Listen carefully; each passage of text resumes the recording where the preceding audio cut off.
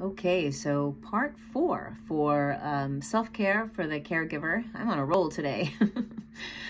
This one is a staple of mine. If you've been in any of my classes or if you've worked with me one-on-one or any of my students, you probably know this one already, but for those of you that don't, it relies on bilateral stimulation.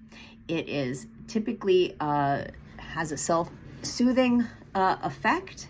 It balances out both hemispheres of the brain. So here it is, nice and simple. If you are feeling activated or triggered, you take something, anything, and even when you don't have anything, it works. But I find it works better. And you are basically, I'm doing it in slow motion here. You're passing the thing back and forth.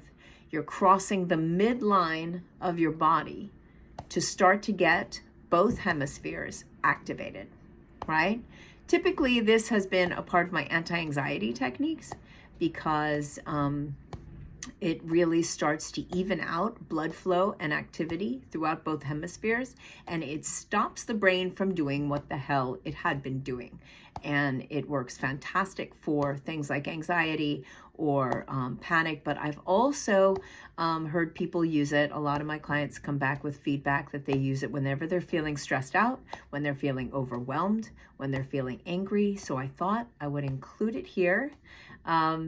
Right, in self-care for the caregiver. This is easy to do. Now, when I work with kids, I teach them how to do it kind of here under their desk, and it still works. If you really don't have anything, you can even just do it like this. But I have found, because I've been doing my own little research here for God knows how many years with this technique, that somehow gripping something seems to work. And I don't know, I theorize that maybe it's just there's a lot more neural space given to our fingers, but maybe, you know, that's just my theory anyway. So whether you have something that you can pass back and forth or not, this works. Try it out. What have you got to lose?